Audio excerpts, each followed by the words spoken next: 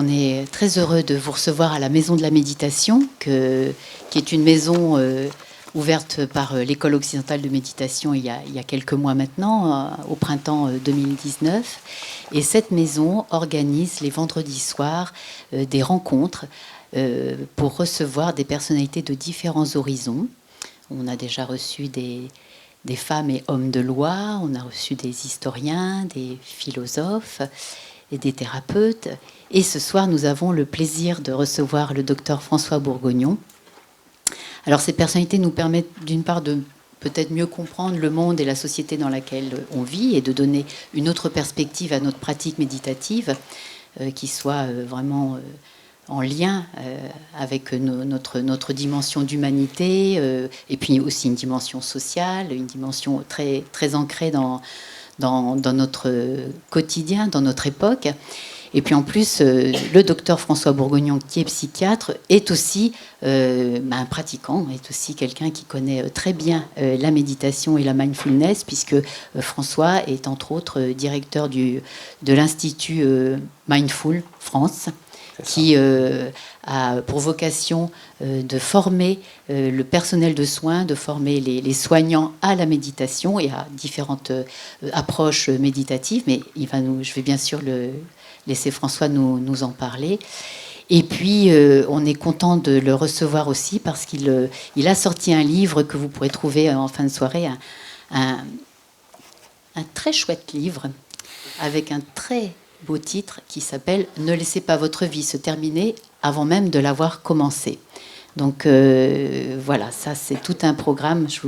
Je l'ai lu bien sûr avec beaucoup de plaisir et je trouve que la délicatesse dont fait preuve François dans cet ouvrage pour aborder des questions existentielles fondamentales mais souvent occultées est assez remarquable. Donc je vous laisse la parole. Merci. Merci beaucoup. Bonsoir à tous. C'est une configuration un peu particulière pour moi, parce que j'ai l'habitude de parler généralement debout, avec un diaporama, donc là je me sens un peu tout nu. Hein. Mais bon. Je vais commencer par remercier très chaleureusement Fabrice Midal, l'École occidentale de méditation, voilà, toutes les personnes qui m'ont accueilli, Marie-Laurence Catoire, qui m'a très chaleureusement accueilli. Je suis vraiment ravi d'être avec vous. L'enjeu de cette soirée, c'est peut-être de vous présenter finalement comment on utilise la méditation dans un contexte de soins. Donc je vais beaucoup vous parler de ça. Et je vais surtout vous parler finalement du prolongement psychothérapique de l'approche méditative telle qu'on l'utilise actuellement. Je vais vous parler de la thérapie d'acceptation et d'engagement, qui est en fait un modèle psychothérapeutique sur lequel je suis très spécialisé. Et donc je vais essayer de vous présenter un petit peu voilà, comment on aborde les difficultés psychologiques, émotionnelles à travers ce type d'approche. Ce qu'il faut savoir, c'est que dans le domaine du soin, déjà, la méditation, alors pour ceux qui ne connaissent pas, on a des programmes tels que la méditation est utilisée en médecine et dans le domaine du soin, elle est surtout délivrée sous la forme de protocoles, de programmes, qui sont très structurés et qui se déroulent généralement en 8 séances. Alors les deux plus connus et les deux mieux validés, c'est le programme MBSR et MBCT. Je sais pas, est-ce qu'il y a des personnes qui ne connaissent pas très bien ces programmes-là, qui n'ont jamais entendu parler? Oui, ok. Donc en fait, pour vous présenter en gros ces programmes-là, ça a commencé à se développer vraiment à la fin des années 70. Le premier programme, c'est 79, MBSR. Donc ça veut dire régulation du stress basée sur la mindfulness, la méditation. On dit de pleine conscience, mais nous, on préfère bien évidemment de pleine présence, parce que le terme de pleine présence ou de présence capte beaucoup mieux l'approche que le terme de pleine conscience. Mais bon, c'est le terme qui a été tout de suite utilisé, c'est celui de pleine conscience. Donc MBSR, ça veut dire régulation du stress basée sur la pleine conscience. Il a été développé en 79 par un médecin américain qui s'appelle Jon Kabat-Zinn. Et donc, en fait, son programme, il se déroule de cette façon-là. C'est-à-dire, il y a une séance par semaine. C'est une séance qui est menée par 1 à 2 instructeurs qui s'adressent à un groupe d'une vingtaine de participants à peu près. C'est des séances qui durent à peu près 2 heures, 2 heures et demie. Et pendant ces séances, on va faire des exercices de méditation. Il y a une thématique qui est développée pendant chaque séance. Et ensuite, jusqu'à la séance d'après, on va demander aux participants de répéter quotidiennement les exercices qui ont été vus à la séance d'avant. D'accord ? Et on fait ça pendant 8 semaines, donc pendant 2 mois. Ce qui veut dire qu'en gros, les participants s'engagent à méditer une demi-heure, 3/4 d'heure par jour, tous les jours pendant 2 mois. Ce qui est quand même assez exigeant pour des personnes qui sont en difficulté au niveau de la gestion du stress, de la douleur chronique, de l'anxiété, et pour des personnes qui n'ont jamais médité. Mais bon, c'est comme ça que ça a été proposé au début. Et les premières études sont arrivées à peu près en 82, si je ne dis pas de bêtises, et on a vu que ça apportait des bénéfices tout à fait concrets dans des indications comme la régulation du stress et de la douleur chronique. Donc il y a eu un gros focus de la communauté médicale et scientifique sur ce programme-là, et on a commencé à tester le programme MBSR dans différentes indications, comme les troubles anxieux, les addictions, les troubles des conduites alimentaires. Et parce que ça joue vraisemblablement sur des mécanismes assez transversaux, on s'est rendu compte à chaque fois que ce programme apportait des bénéfices assez concrets. Et dans les années 90, il y a une deuxième équipe qui a été missionnée pour réfléchir à la question de la dépression récurrente. Alors ça, c'est vraiment mon domaine d'expertise, puisque je suis psychiatre, et la dépression, c'est vraiment un problème tout à fait majeur. En fait, c'est devenu le premier problème de santé publique au monde, la dépression. Et ça a dépassé les pathologies cardiovasculaires depuis à peu près 2 ans. Et il y a plusieurs raisons qui expliquent que la dépression soit à ce point-là un problème, mais une des raisons fondamentales, c'est que la dépression est une pathologie particulièrement récidivante. Donc si vous prenez toutes les personnes qui ont fait une dépression dans leur vie, statistiquement, la moitié vont refaire une deuxième dépression. Et si vous prenez toutes les personnes qui ont fait 2 dépressions dans leur vie, statistiquement, les 3/4 vont faire une 3e dépression. C'est-à-dire qu'il y a un phénomène d'embrasement qui fait que plus j'ai déprimé, plus je suis à risque de redéprimer, et ce, pour des raisons de plus en plus minimes. Donc si vous voulez, il y a un véritable enjeu à trouver des stratégies qui permettent aux personnes, aux patients qui ont fait des dépressions et qui en sont sortis, de se protéger, de se prémunir d'une récidive. Bon, je vous passe les détails pour l'instant, mais on pourra en rediscuter après. Mais cette équipe est arrivée à la conclusion que l'approche méditative était vraisemblablement un bon axe de travail.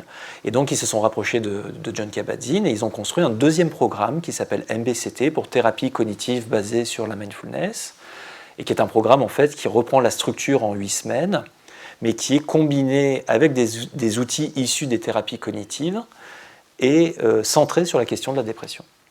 Et donc, on a beaucoup de recul sur ce programme-là aujourd'hui. Il y a eu énormément d'études, parmi lesquelles certaines ont été publiées dans les plus grandes revues médicales. Et aujourd'hui, c'est ce qu'on a de plus efficace au monde, si ce n'est le maintien des traitements antidépresseurs à dose efficace au long cours. Donc c'est aussi efficace que ça pour prévenir la rechute dépressive chez des personnes qui font des dépressions à répétition, ce qui est un résultat tout à fait spectaculaire pour une approche non médicamenteuse. En fait, ça fait aussi bien que les médicaments, en gros. Voilà. Et à partir des années 80, alors voilà, les programmes MBSR, MBCT, après il y a plein d'autres programmes qui se sont développés, qui sont centrés sur différentes indications.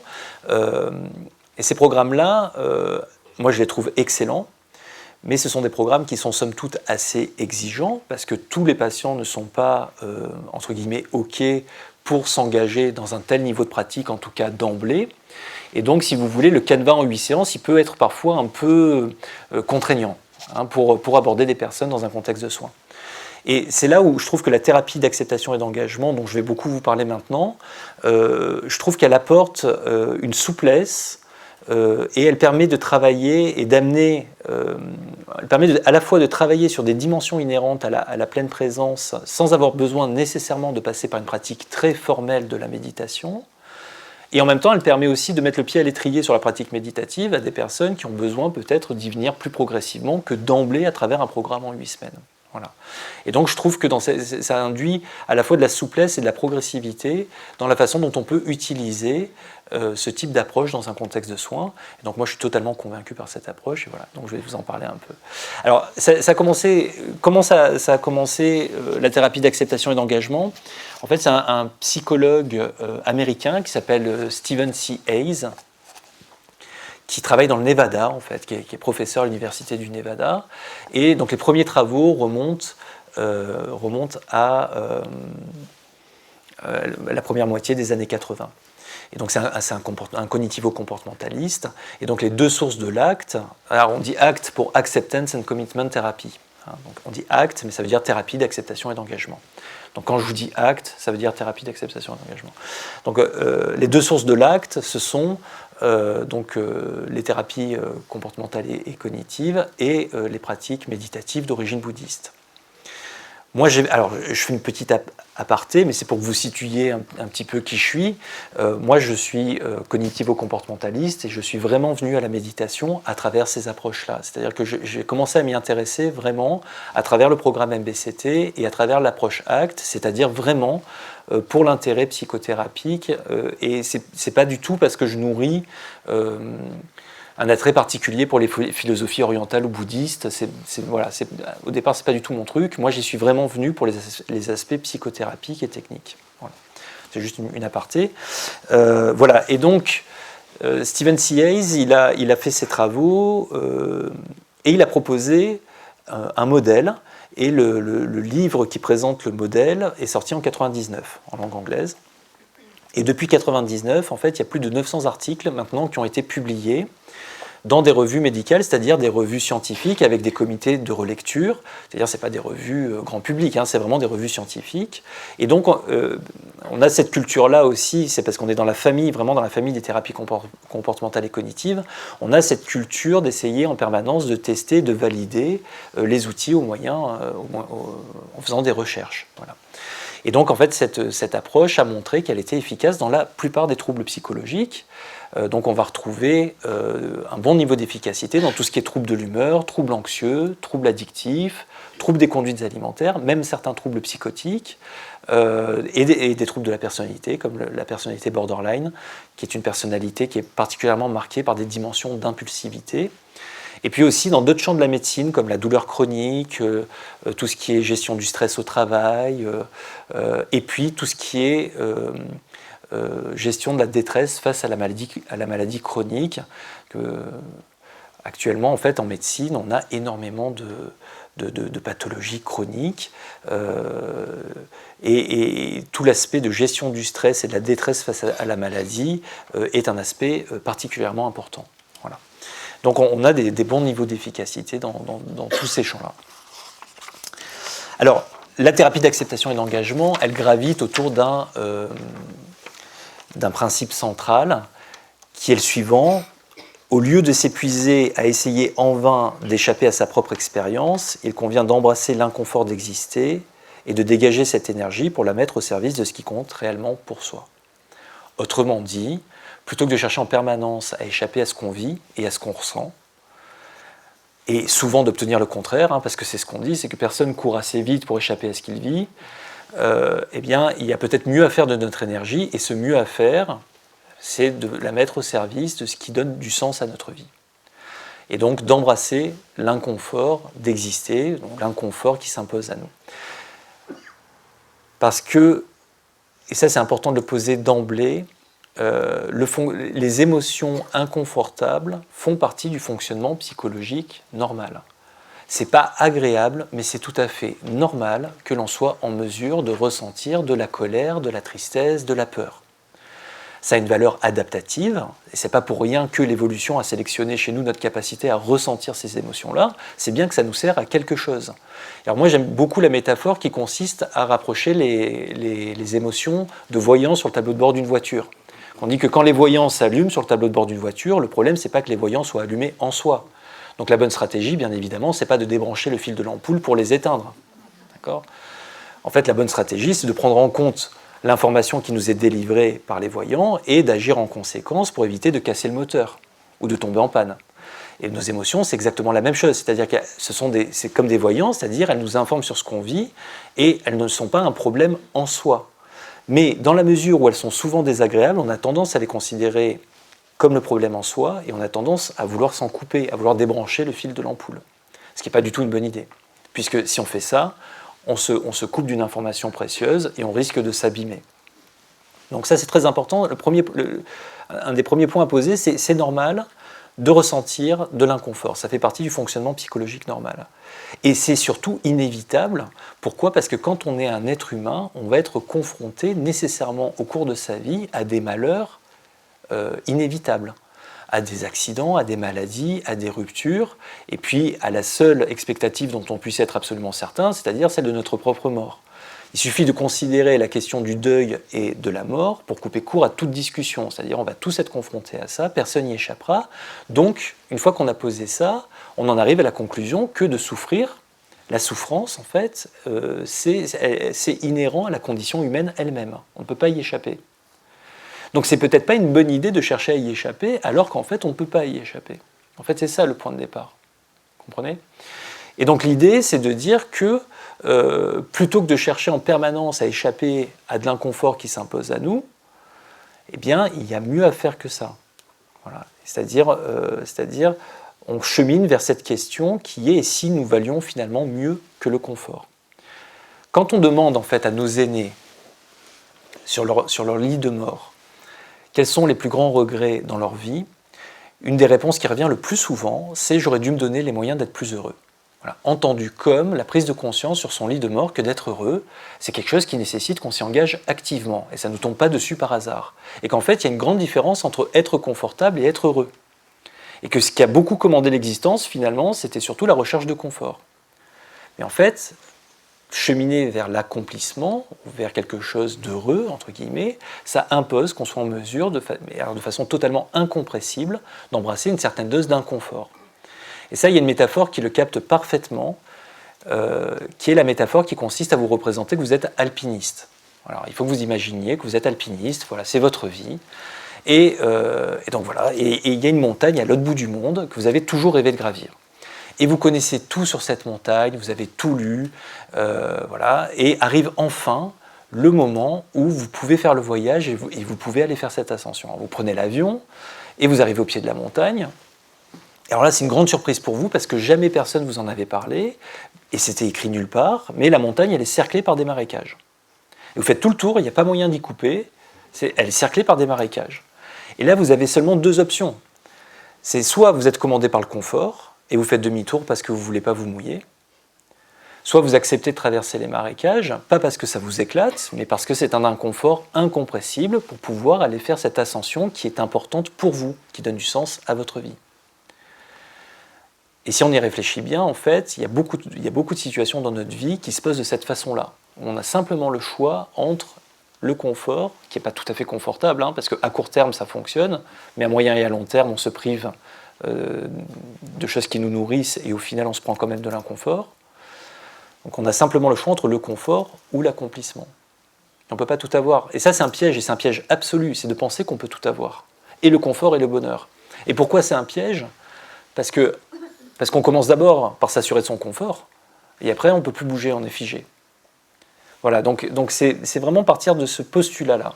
Hein. Ça va, ça vous paraît clair ? Ouais ? Très bien. Voilà, donc, et ça c'est vraiment le point de départ de l'acte. C'est vraiment le point de départ de l'acte, on pose ça. Et c'est un renversement total de paradigme. Total de paradigme, parce qu'on n'est plus du tout sur une recherche de résolution de la souffrance. On n'est plus du tout en train de considérer que le but de la thérapie n'est plus de souffrir. En fait, le but de la thérapie est de se positionner habilement vis-à-vis de ce qu'on vit, de ce qu'on ressent, même si c'est désagréable, et de pouvoir agir en direction de ce qui compte et de ce qui nous importe, et en direction de l'accomplissement. Ce n'est pas du tout le même point de départ que la logique habituelle. Et ce renversement de paradigme-là, il est totalement salvateur, de mon point de vue. Je pense du vôtre aussi, ça m'étonnerait, parce qu'on est quand même à la maison de la méditation. Mais bon, c'est possible qu'il y ait des opposants, hein, mais il est salvateur, et l'idée n'est peut-être pas nouvelle, mais dans le contexte de l'époque actuelle, il a quelque chose d'assez révolutionnaire. Alors l'acte, voilà, ça va combiner des outils issus des pratiques bouddhistes. Je vais vous montrer un petit peu comment on travaille, de l'activation comportementale, donc ça vient du référentiel de la thérapie comportementale et cognitive, et puis de ce qu'on appelle aussi des méthodes qui sont issues de la nouvelle analyse et des nouvelles conceptualisations autour du langage et de la cognition.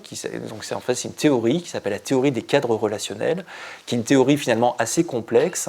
Je ne vais pas vous en parler beaucoup, parce qu'en fait, c'est comme si je vous disais pour une tablette informatique, pour vous en servir, c'est très intuitif, et il n'y a pas besoin besoin de savoir faire du programme. Voilà, il n'y a pas besoin d'être programmateur. Vous voyez. Le programme à l'intérieur est très compliqué, mais l'outil en lui-même, il est maniable. C'est un peu la même idée. La théorie des cadres relationnels, elle est complexe, mais la thérapie d'acceptation et d'engagement, elle est maniable. Voilà. Mais bon, c'est une théorie qui permet de rendre compte quand même de quelque chose de très important. C'est que c'est du fait que certaines pensées, certaines images peuvent acquérir les mêmes fonctions que des expériences directes. C'est-à-dire, si vous faites l'expérience directe d'un fruit mûr, ça va vous faire saliver. Et si vous faites l'expérience directe d'un fruit trop mûr, ça va vous lever le cœur. Et après, le simple fait de penser à un fruit mûr, ça peut vous faire saliver. Et le simple fait de penser à un fruit trop mûr, ça peut vous lever le cœur. C'est-à-dire que les pensées peuvent acquérir les mêmes fonctions que l'expérience directe. Et ça, donc ça c'est quelque chose qu'on observe, mais c'est quelque chose qu'on peut expliquer avec des théories. C'est ce qu'explique la théorie des cadres relationnels. Et une des conséquences significatives au niveau clinique, c'est que nous, on a tendance, au premier niveau, à confondre nos pensées avec la réalité. Et puisqu'elles ont la même fonction, on a tendance très vite à les acheter comme des vérités absolues. Donc un des enjeux forts de la thérapie d'acceptation et d'engagement, ça va être de remettre les pensées à leur place de pensée.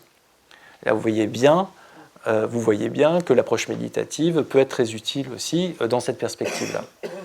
Et donc, on va beaucoup travailler avec des exercices et des métaphores. Des exercices et des métaphores, c'est-à-dire qu'en fait, vu que l'enjeu, c'est de dire les pensées, ce ne sont que des pensées, plutôt que d'expliquer aux gens, on va essayer de les amener à le capter par autre chose que du langage. En fait, l'idée, c'est de ne pas dire aux gens, n'achetez pas vos pensées, mais achetez les miennes. Vous voyez ? Donc là, l'idée, c'est plutôt, n'achetez pas vos pensées et revenez à l'expérience. Donc pour ça, on parle de pédagogie expérientielle. Et c'est bien de ça dont il s'agit aussi quand on fait de la méditation. C'est qu'on apprend à sortir du langage, de l'intellect, de la conceptualisation, pour nous reconnecter avec l'expérience directe et cette capacité d'apprendre par autre chose que du langage, par l'expérience. C'est une façon très très forte d'apprendre. Moi, j'aime bien dire que si je devais vous apprendre à nager, je pourrais vous mettre des diapos pendant des journées entières. Il y a un moment, ça ne vaut pas d'aller dans l'eau. Parce que par l'expérience, vous allez capter des choses qui sont impossibles à transmettre par le langage. C'est une façon d'apprendre qui est très forte, l'expérience. Et donc, pour faire des expériences aux gens, on leur fait faire des exercices et des métaphores. Et on va beaucoup travailler avec ça. Et c'est ça qui est intéressant aussi, c'est qu'on va pouvoir travailler aussi sur des dimensions inhérentes à la pleine présence, sans avoir besoin de passer nécessairement par des pratiques de méditation très formelles, mais simplement proposant des exercices et des métaphores. De mon point de vue, rien ne vaut la pratique. Mais n'empêche que, si on est en face de personnes qui ne veulent pas pratiquer, on peut travailler. Et c'est là où les outils de l'acte sont intéressants. Alors, on va travailler en 6 dimensions. Vous allez voir, ça paraît complexe, mais en fait, c'est assez simple. Il y a une dimension de contact avec l'instant présent, une dimension de soi comme contexte, une dimension d'acceptation, une dimension de diffusion, une dimension de valeur et une dimension d'action engagée. Bon, ça c'est pour vous faire le catalogue. Mais en gros, ces 6 dimensions, on peut les classer en 3 axes. Le premier axe, c'est un axe de pleine présence qui nous permet de développer notre capacité à observer ce qui se passe ici et maintenant, à la fois à l'extérieur de moi, mais aussi à l'intérieur de moi. On développe les capacités d'observation. Ensuite, il y a un axe qui va contenir ce qu'on appelle la diffusion. La diffusion, c'est notre capacité à remettre nos pensées à leur place de pensée. Et l'acceptation, c'est notre capacité à faire autre chose que de chercher à fuir en permanence ce qu'on ressent. Donc ça va nous permettre de diminuer les évitements. Et enfin, le troisième axe, c'est les valeurs et l'engagement dans l'action, c'est-à-dire d'arriver à définir ce qui est le cœur de ce qui donne du sens à notre vie et de libérer notre énergie et de la mettre au service d'actions concrètes qui sont en phase avec nos valeurs. Donc en gros, qu'est-ce qu'on fait ? On apprend aux gens à bien observer ce qui se passe, à arrêter de chercher en permanence à acheter leurs pensées et à échapper à ce qu'ils vivent et à ce qu'ils ressentent, et à mettre leur énergie au service de ce qui compte pour eux. Vous voyez, en fait, c'est assez simple. C'est sortir de la logique du confort et de l'évitement permanent, du brouillard qui est induit par le langage, et de mettre son énergie au service de ce qui donne du sens à notre vie. Voilà, on travaille là-dessus. Et donc on va travailler en 6 dimensions. Et en fait, il y a 4 dimensions qui sont déjà travaillées quand vous méditez de façon formelle. C'est le contact avec l'instant présent, le soi comme contexte, l'acceptation et la diffusion. Donc en fait, et ça aussi c'est un des intérêts majeurs de la thérapie d'acceptation et d'engagement, c'est qu'elle va faire le focus sur ce qu'on appelle les valeurs et l'engagement dans l'action, c'est-à-dire vraiment notre moteur interne. Et voilà, une fois que j'y vois clair et que j'ai libéré de l'énergie, la question qui vient, c'est au service de quoi je la mets. Voilà. Et donc ça, il y a ce focus-là qui est très intéressant sur le système de valeurs. Donc là, je vais commencer simplement par vous parler de présence, mais la présence, je pense que vous connaissez tous pour la plupart, c'est-à-dire on peut utiliser des techniques très formelles de méditation qui consistent à se centrer sur ce qui se passe ici et maintenant. Alors, nous, on parle de mindfulness, c'est-à-dire vraiment cet apprentissage qui consiste... Il faut voir que nous, en médecine, on entend la méditation comme un entraînement attentionnel. C'est même l'entraînement attentionnel par excellence. On l'a totalement désenrobé de tout rationnel philosophique, spirituel, et on a gardé uniquement l'aspect technique et l'aspect entraînement de l'attention. Et on essaye d'avoir des pratiques assez pures, dans le sens où on va essayer de privilégier le contact, l'entraînement de l'attention sur l'expérience directe, en essayant de s'affranchir au maximum d'opérations mentales et d'utilisation de représentations et d'imaginaire. Pourquoi ? Parce que ça va nous permettre d'apprendre à réguler, stabiliser notre attention et d'observer ce qui se passe en nous. C'est vraiment ça en fait qu'on va travailler au départ. Donc, et alors, au début de l'apprentissage, on travaille sur des techniques d'attention focalisée, qui confinent à ce qu'on appelle des méditations dites de concentration, qui ne sont pas de la pleine présence à proprement parler, mais qui préparent le terrain pour aborder dans un deuxième temps des états de conscience qui sont plus ouvertes et qui consistent, là qui se rapprochent de ce qu'on appelle la pleine présence ou de la mindfulness ou de la pleine conscience, comme vous voulez, à proprement parler, qui consiste à observer ce qui se passe à la fois à l'extérieur de moi et aussi à l'intérieur de moi, c'est-à-dire l'instant présent et mon expérience de l'instant. Et mon expérience de l'instant, on peut décrire 3 grandes dimensions que sont les pensées, les émotions et les sensations. C'est une expérience humaine, on décrit 3 dimensions, pensée, émotion, sensation. Donc je vais observer ce qui se passe à l'extérieur de moi et ce qui se passe aussi à l'intérieur de moi, pensée, émotion, sensation. Et l'idée étant d'avoir une idée à peu près claire de qui se met où dans le panorama. Et de ne pas tout compacter, tout collusionner. En thérapie ACT, on peut passer par ce type d'exercice-là, mais on va aussi beaucoup travailler en fait, sur l'observation de l'expérience pendant que ça se joue en entretien. Par exemple, quand quelqu'un va nous exprimer une émotion, et par exemple va toucher un point sensible, et va se mettre à pleurer, par exemple. Alors ça, moi je suis psychiatre, donc si vous voulez... ça pleure beaucoup. On a un budget mouchoir en psychiatrie. Et donc les émotions, c'est quand même notre spécialité. Et les gens viennent aussi en grande partie pour mettre des mots sur leurs émotions. Mais souvent intuitivement, ce qu'on voit de façon assez automatique, c'est que quand une personne touche un point sensible et qu'elle commence à être émue et qu'elle se met à pleurer, on voit qu'assez rapidement, elle essaye de passer à autre chose. Et on voit bien que nous, on a tendance à vouloir aussi qu'elle passe assez vite à autre chose.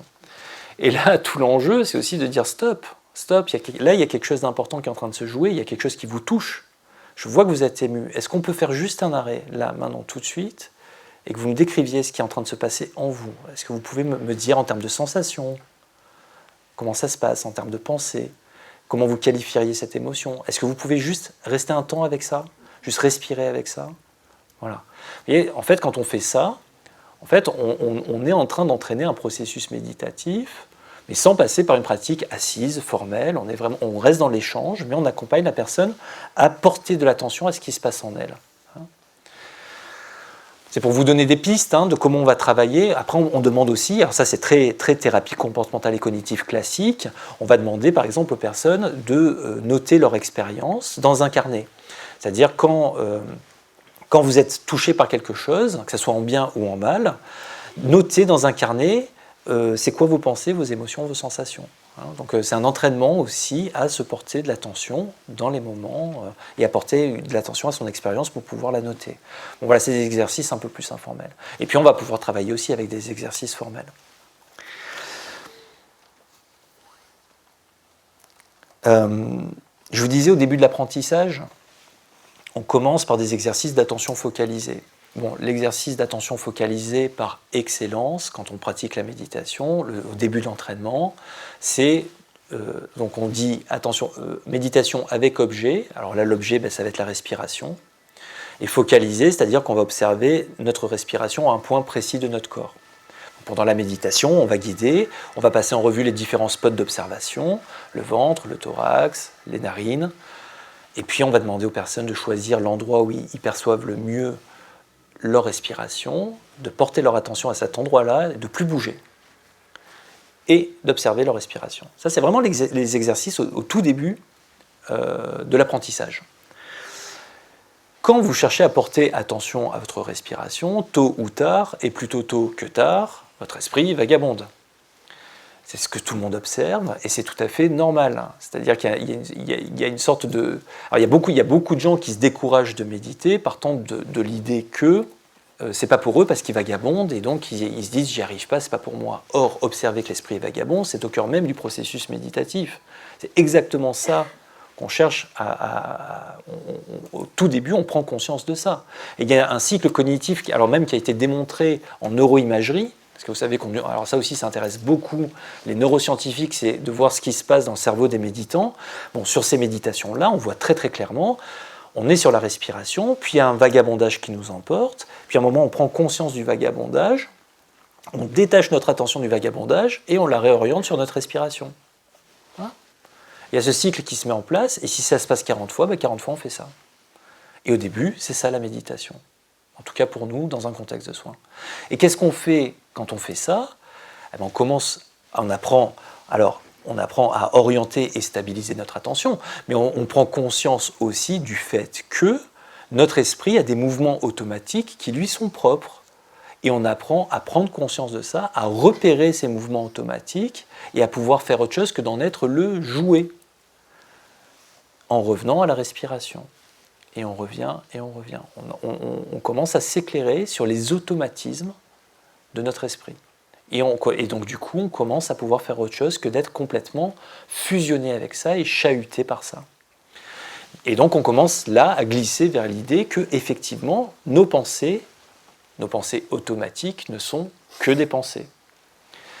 Et là, alors je disais, on fait des exercices, et là on glisse vers cette notion de diffusion, de remettre les pensées à leur place.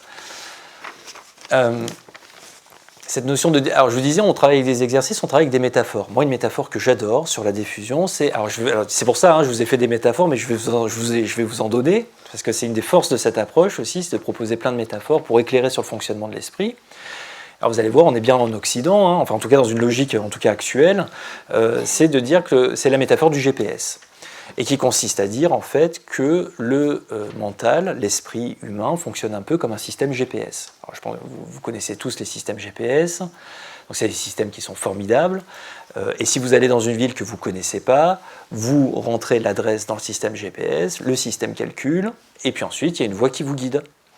Et la voix vous dit, au prochain rond-point, vous prenez à droite, et puis là, vous tirez tout droit, et puis au prochain carrefour, vous prenez à gauche, etc. Et c'est super, et ça marche très bien. Et la plupart du temps, ça marche même très très bien, et on arrive à destination, et c'est super. Mais une fois de temps en temps, on voit bien que le système GPS, en fait, il n'a pas intégré que les routes avaient changé, ou qu'il y a des travaux, et que si on l'écoute, on va faire une faute, ou on va finir au milieu d'un champ, ou voire même plus grave, on va se mettre en danger ou mettre en danger les autres. Et dans ces cas-là, qu'est-ce qu'on fait ? On sort du discours du GPS, on reprend contact avec la réalité environnante, on choisit notre chemin en cohérence avec ce qui nous semble être la bonne direction pour aller là où on veut aller, et pendant ce temps-là, le système GPS, il nous dit « faites demi-tour, faites demi-tour, faites demi-tour ». Et nous, on fait quoi ? On n'écoute pas. On n'écoute pas, on laisse le truc recalculer, et on s'oriente. Et puis à un moment, le système recalcule, ça se remet en phase avec ce qu'on observe, et on peut à nouveau faire le choix d'écouter le GPS, et on arrive à destination. Et la grande vérité, c'est qu'on peut faire exactement pareil avec le bavardage incessant de notre esprit. Et la plupart du temps, ça nous donne des indications assez justes sur ce qu'on vit, mais de temps en temps, et on le voit bien, de temps en temps, ça nous raconte n'importe quoi. Mais vraiment n'importe quoi. Et donc, on peut faire exactement pareil qu'avec le système GPS. Dans ces moments-là, on peut se dégager de ce que nous raconte notre tête, on peut reprendre contact avec la réalité environnante et s'orienter indépendamment de ce que nous raconte notre tête. C'est ça la diffusion. D'accord ? Et il y a de fortes chances pour que quand on fasse ça, notre tête nous dise qu'elle a raison et qu'il faut faire demi-tour. Mais on peut ne pas écouter. Voilà. Après, il y a des exercices aussi qu'on peut proposer. Alors, ça, c'est pour vous donner des pistes. C'est difficile pour moi de vous donner toutes les clés comme ça sur la base d'une conférence, mais pour que vous ayez un peu des idées. Par exemple, on va utiliser des exercices. Il y a un exercice qui est très simple, en fait. Par exemple, il est tout à fait possible d'avoir la pensée en tête « je ne peux pas lever la main » et de lever la main en même temps. Vas-y, faites l'essai, vous allez voir. Essayez de faire venir la pensée très clairement « je ne peux pas lever la main » et lever la main en même temps. Vous voyez ? Très bien. C'est curieux, hein ? Ça donne une impression un peu curieuse, mais c'est jouable. C'est-à-dire, je peux faire autre chose que d'acheter ma pensée. En fait, c'est moi qui décide, c'est pas ma pensée. On pourra en reparler, hein, parce qu'il y a des personnes qui me disent « oui, non, mais la pensée, ça correspond bien à quelque chose ». Mais on pourra en reparler. Ça va, jusque-là ? Avec la diffusion, on travaille l'acceptation. L'acceptation, c'est une dimension fondamentale. Moi, je crois que, alors pour vous parler de mon expérience à moi, je crois que c'est ce qui a radicalement changé ma vie, c'est cette notion-là. Et vraiment, c'est vraiment là que moi j'ai vraiment totalement basculé dans ce type d'approche, parce que j'ai vu à quel point c'était opérant à titre personnel, et je vois aussi à quel point c'est opérant dans le cadre de thérapie. Mais en psychothérapie, le terme accepter, il est particulièrement difficile à manier. Pourquoi ? Parce que très souvent, ce que les gens entendent quand on leur parle d'accepter, c'est se résigner, baisser les bras ou être d'accord avec. Et d'ailleurs, c'est des acceptions du mot. Hein. Quand vous prenez le dictionnaire et que vous regardez les définitions du mot accepter, il y en a plein. Et dedans, on va retrouver se résigner et être d'accord avec. Hein, si j'accepte, c'est que je suis d'accord. Ou si j'accepte, c'est que je baisse les bras. Alors bien évidemment, dans un contexte de soins, par rapport à la douleur, la souffrance, bien évidemment, par rapport à la maladie, c'est pas du tout dans une logique de baisser les bras ou d'être d'accord avec qu'on va utiliser le terme accepter. Et en fait, étymologiquement, accepter, ça vient du latin accipere, qui veut dire recevoir avec égard et accueillir. Et en fait, même étymologiquement, on va retrouver quelque chose de profondément actif, en fait, dans cette notion-là. Et le terme d'accueil, je trouve qu'il parle probablement mieux que le terme d'accepter, accueillir.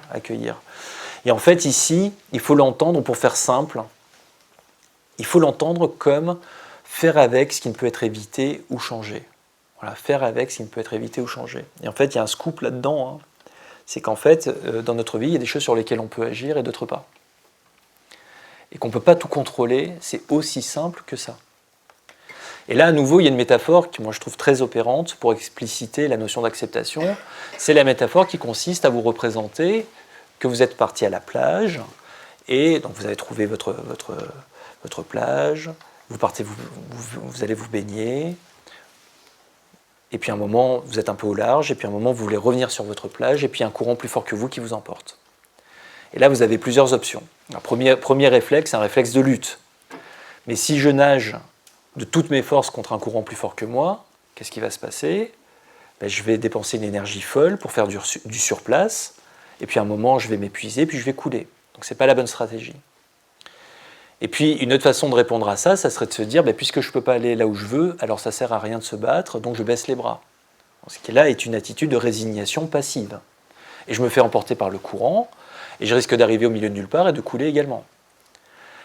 Et en fait, il y a une troisième option, et qui est la seule opérante dans ce type de situation-là, c'est celle de l'acceptation active, qui consiste à se dire « Ok, le courant est plus fort que moi et je ne peux pas retourner sur ma plage. Mais en faisant corps avec le courant, et en mettant mon énergie au bon endroit, je vais peut-être pouvoir courber la trajectoire pour arriver quelque part. Pas là où je voulais au départ, mais au moins quelque part. Et peut-être que dans un deuxième temps, je vais pouvoir rejoindre ma première plage. Et peut-être même, qui sait, peut-être que je vais pouvoir faire quelque chose de bien, de ne pas être arrivé tout de suite là où je voulais. Ou pas. Mais de toute façon, au moment où le courant m'emporte, il n'y a pas plus opérant que de faire corps avec le courant. C'est le seul moyen que j'ai de tirer mon épingle du jeu. Et c'est cette notion-là, en fait, cette dimension-là qu'on va chercher à travailler et à entraîner avec les patients. Donc avec des exercices et des métaphores, dont cette métaphore-là qui, moi, me parle particulièrement. Après, il y a tout un ensemble de métaphores. Hein. On peut utiliser des métaphores avec la météo, avec la voile. Moi, je suis du Sud au départ, donc j'aime bien les métaphores avec la voile. Voilà. Et l'acceptation, elle va se jouer à deux niveaux. Hein. Elle se joue à la fois sur la réalité qui s'impose à moi, hein, et à laquelle je ne peux pas échapper. Et le deuxième niveau, c'est les émotions que la réalité suscite en moi. C'est-à-dire que c'est normal aussi à un moment de ressentir de l'inconfort quand je vis quelque chose d'aversif. Et donc le premier point de départ pour pouvoir agir, c'est déjà de ne pas refuser ça. Parce que sinon, je suis simplement commandé par l'évitement. Donc ça se joue vraiment à ces deux niveaux-là. Et le prototype, en fait, le prototype de la situation dans laquelle la notion d'acceptation, je la trouve vraiment pertinente, en tout cas pour expliquer dans un contexte de soins, c'est la douleur chronique. Parce qu'une douleur chronique, c'est une douleur qui, quoi que vous fassiez, elle est là. Vous avez beau prendre des traitements, vous avez beau faire des examens complémentaires, tout ce que vous voulez, la douleur, elle est là. Et sinon, on ne parlera pas de douleur chronique, en fait. Hein. À partir du moment où c'est chronique, c'est qu'en fait, on n'arrive pas à la traiter, quoi. Enfin, il y a une part qui échappe. Il y a une part qui échappe. On arrive peut-être à la soulager en partie, mais il y a une part qui échappe. Et alors, quand vous souffrez de douleur chronique, moi j'aime bien représenter la douleur par mon point nu. Donc ça, c'est la douleur chronique. Quand vous souffrez d'une douleur chronique, assez spontanément, ce qui va se passer, c'est que tout votre mental va se focaliser sur la douleur, va se rétrécir sur elle, et toute votre énergie en interne va partir au combat contre elle, avec tous ces mouvements du style j'en ai marre, je veux que ça s'arrête, mais c'est pas possible que j'ai autant mal, et avec tous les médicaments que je prends, et je vais pas pouvoir le supporter encore très longtemps. Vous voyez, donc, tout ce type de mouvement cognitif, et avec toutes les émotions qui vont avec, de révolte, d'angoisse, de désespoir, qui bien évidemment ne viennent pas du tout résoudre la douleur, puisque la douleur n'est pas un problème logique. Je veux dire, notre mental n'est pas le bon outil pour résoudre ça, c'est une sensation. C'est pas... donc bien évidemment, on n'y arrive pas, et ça vient enrober la douleur initiale d'une couche de souffrance surajoutée. D'accord ? Et on est pris là-dedans, convaincu que... qu'il faut continuer là-dedans, parce que c'est ce qu'on a appris depuis qu'on est tout petit. On nous dit quand ça ne va pas, il faut se battre. Donc on est là-dedans, et convaincu qu'il faut... Et plus on se bat, plus on se tire une balle dans le pied, quoi. On utilise la métaphore des sables mouvants. On va dire que... imaginez que vous soyez dans le désert, et puis vous commencez à vous enfoncer dans les sables mouvants. Premier réflexe, c'est un réflexe de se débattre. Et en se débattant dans les sables mouvants, qu'est-ce qui se passe ? On s'enfonce. Voilà. Est-ce qu'il y a quelqu'un qui est déjà tombé dans le sable mouvant ici ? C'est ça qui est formidable, c'est que tout le monde connaît le truc. Et plus vous vous débattez, plus vous enfoncez. Et alors imaginez, vous êtes dans les sables, vous vous débattez, vous enfoncez, vous paniquez complètement. C'est quoi la première idée qui vous vient ? Moi je vais vous dire, c'est pas que vous vous trompez de stratégie. La première idée qui vous vient, c'est que vous ne vous débattez pas assez fort. Et c'est comme ça qu'on peut s'enfermer dans des stratégies de lutte totalement contre-productives en étant convaincu que c'est la voie. On s'abîme. Il n'y a personne pour nous dire stop, arrête de bouger, ne bouge plus. Fais corps avec la boue. Il n'y a que comme ça que tu vas en sortir. Pas du tout intuitif. C'est pas du tout. On a besoin d'apprendre ça. D'accord ? Bon, donc qu'est-ce qu'on fait en méditation ?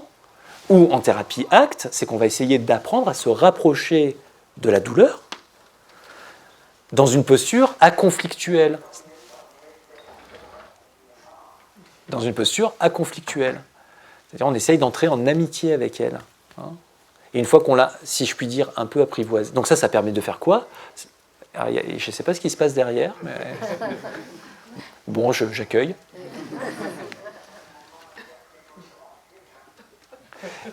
Je continue ? Ouais, ok. Et donc, je reviens sur mon histoire de douleur. Donc, ça permet de faire ça, ça permet de la désenrober de la couche de souffrance liée à la lutte.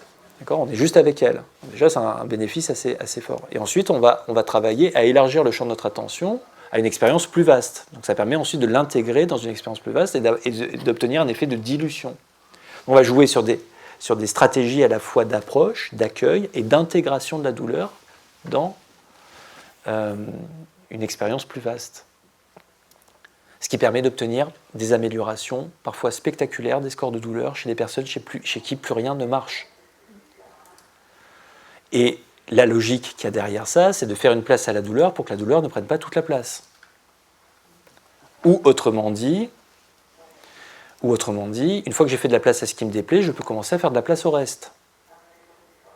Ce qui est en rupture totale avec le logiciel médical habituel. Où on est dans une logique où, tant qu'il y a de la douleur, on se bat, et s'il y en a encore, on se bat encore, et s'il y en a encore, on y va au napalm. Là, on est vraiment sur un renversement total d'approche, qui est de faire une place pour pas que ça prenne toute la place. Et plus ce que vous vivez, alors je pense sur le plan médical, mais dans votre vie en général, plus ce que vous vivez est dur, est insoluble, est désespéré, plus c'est opérant. Plus c'est opérant. Voilà, ça c'est pour l'aspect acceptation. Les valeurs. Je change de chapitre. Donc là, je vous ai parlé en gros de présence, pour développer l'observation, de mise à distance des pensées et d'entraîner ses capacités à faire avec ce qui est là. Voilà. Avec ce qui ne peut être évité ou changé. Alors, entendons-nous bien, je ne dis pas qu'il ne faut pas résoudre ce qui est soluble.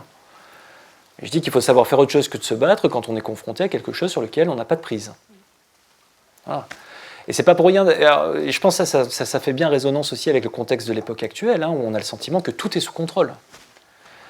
Mais rien n'est sous contrôle. Le monde est chaotique. Le monde est chaotique. Et on devient dingue parce que, en fait, tout n'est pas sous contrôle, mais on est convaincu que tout devrait l'être ou que tout l'est. Voilà. Et donc le dernier aspect de la thérapie, ça va être de préciser ce qu'on appelle les valeurs et de pouvoir donc identifier quel est notre moteur interne, ce que nous portons en nous, ce qui donne du sens à notre existence, notre boussole, et ensuite de mettre notre énergie au service d'actions concrètes qui vont dans ces directions-là. Les valeurs, alors ce qui est important de comprendre déjà, c'est la distinction qu'on fait entre valeurs et objectifs. Parce qu'on parle beaucoup d'objectifs dans notre société actuelle. Avoir des objectifs, finalement, c'est presque comme si ça allait de soi dans le contexte d'une vie réussie. Dans la vie, il faut se mettre des objectifs. Mais si vous raisonnez en termes d'objectifs, en fait, ça finit par... et que vous n'avez que des objectifs, qui généralement sont plus ou moins imposés par le consensus général, vous finissez par résumer votre vie à une série de cases à cocher. Généralement, les cases à cocher, c'est faire des études, avoir un diplôme, ouvrir une boutique, se marier, faire 2 enfants, acheter une maison, prendre un chien... Voilà. Donc une fois que vous avez coché toutes les cases, généralement entre 40 et 50 ans, qu'est-ce qui peut rester si ce n'est le sentiment de ne plus savoir du tout dans quelle direction orienter sa vie ? Et il y a des personnes qui explosent, véritablement. C'est ce qu'on appelle la crise du milieu de la vie, vulgairement la crise de la quarantaine ou de la cinquantaine, mais qui est un véritable problème de société, où on voit des personnes qui, en fait, d'un coup, ils pensaient qu'une fois qu'ils auraient coché toutes les cases, ça serait le nirvana. Et en fait, ils se rendent compte que c'est la cata, et qu'ils sont complètement à côté de leur vie. Ou qu'on allait enfin leur foutre la paix. Et que, en fait, ni eux, ni personne leur fout la paix. Ouais, ça, c'était pour Fabrice.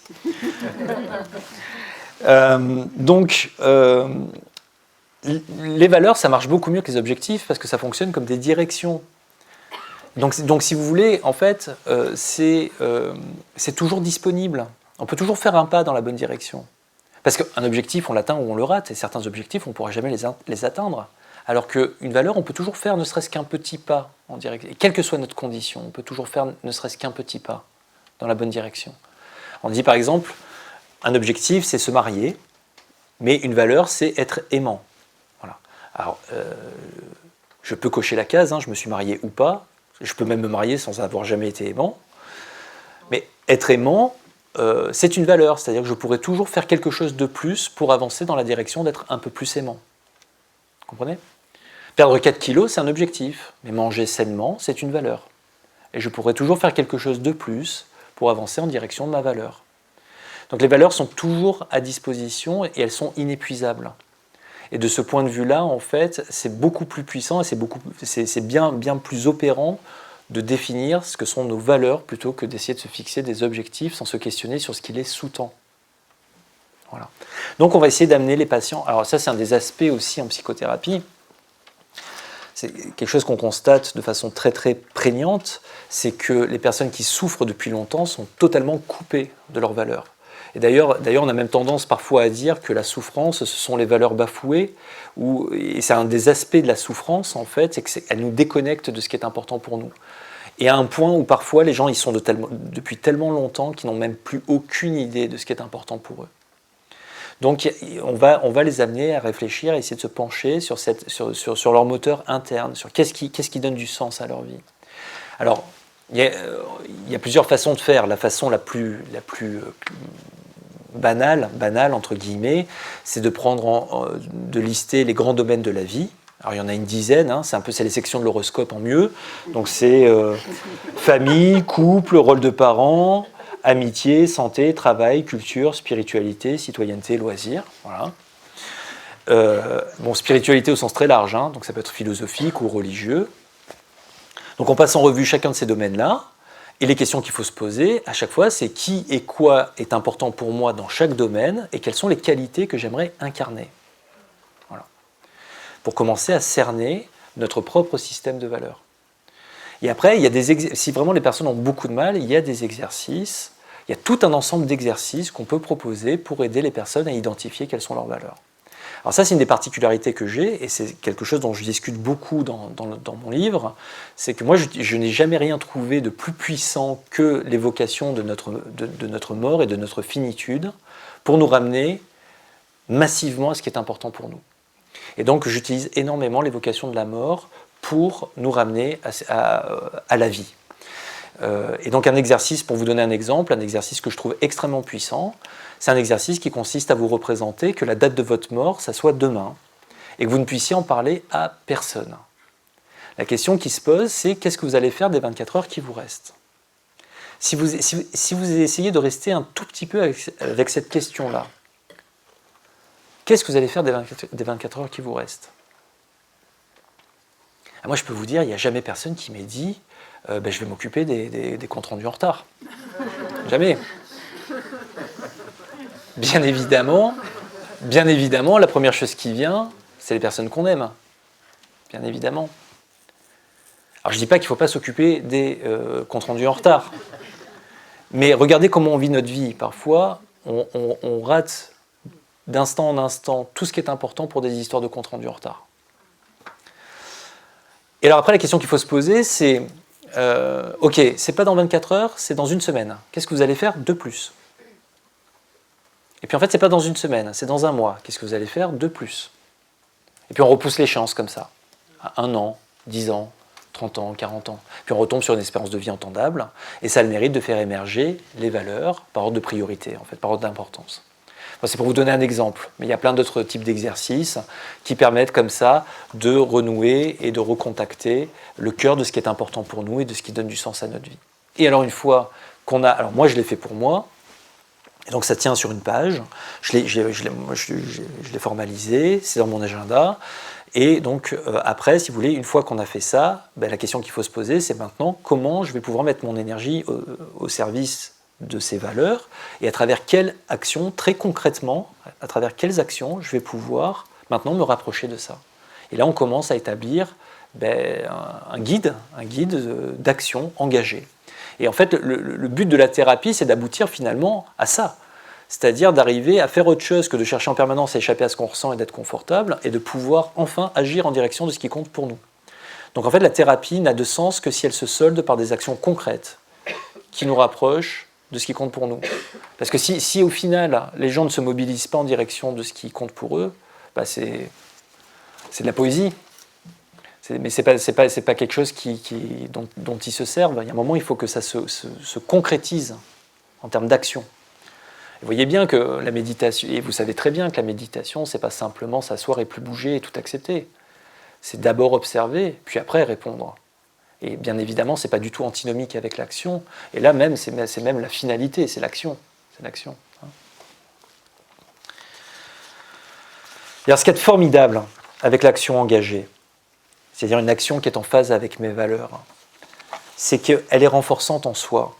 C'est-à-dire qu'à partir du moment où j'agis en cohérence avec ce que j'estime être juste, beau et bon, ça me suffit. Ça me renforce.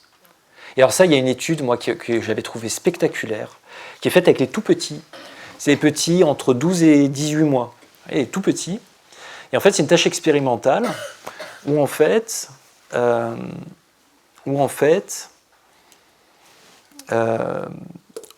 ils sont en train de jouer dans une pièce et on fait passer un adulte dans la pièce qui a plein de bouquins et qui est en difficulté. Alors, soit qui fait tomber quelque chose, soit qui essaye d'ouvrir une porte et il n'y arrive pas.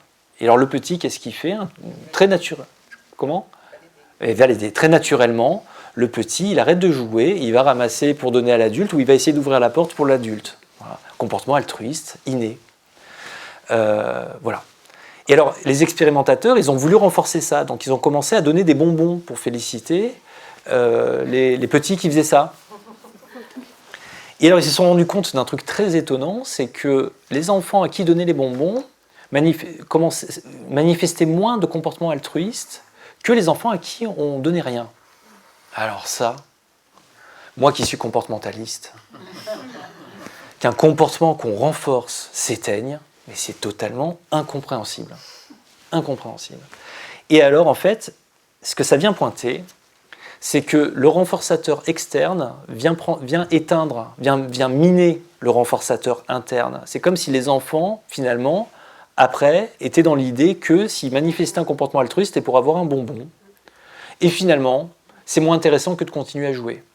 Alors que quand c'est pour servir quelque chose qui vient d'eux, qu'ils ressentent, à ce moment-là, c'est la motivation intrinsèque. À ce moment-là, ils le font. Ils le font, et ils ne le font pas pour avoir nécessairement un gain, mais simplement parce qu'ils sentent que c'est juste beau et bon de le faire.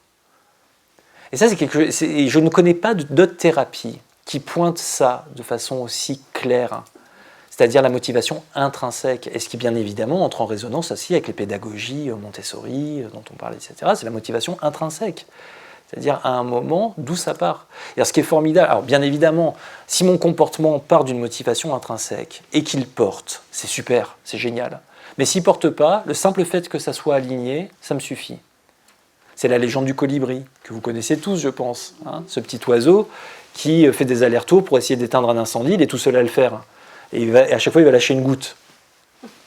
Et puis il y a le tatou qui regarde ça, et puis ça l'énerve, quoi. Il dit, mais tu crois, toi, petit colibri, que tu vas éteindre l'incendie ? Et le colibri lui dit, non, je sais très bien, mais je fais ma part. Je fais ma part. Sous-entendu, même si ça ne porte pas, je le fais parce que pour moi, c'est juste beau et bon de le faire. Voilà. Voilà. Et ça aussi, ça permet aussi de pointer quelque chose que je trouve très intéressant. C'est la différence entre une décision et un choix. Parce que une décision, elle est logique. Une décision, elle est logique. Alors qu'un choix, il est psychologique. Une décision, c'est ce que vous allez mettre en œuvre quand vous achetez un lave-linge ou quand vous voulez faire un prêt à la banque. Hein, vous posez le truc, c'est logique. Argument pour, argument contre, voilà. Mais un choix, quelque chose d'important, l'entreprise dans laquelle vous allez travailler, la personne avec laquelle vous allez vivre.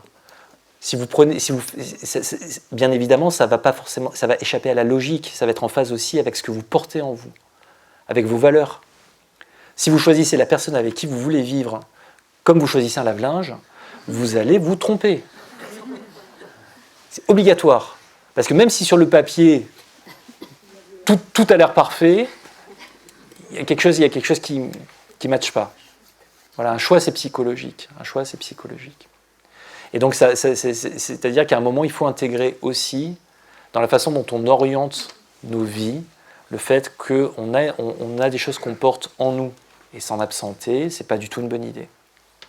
Je vous remercie. Je vous remercie.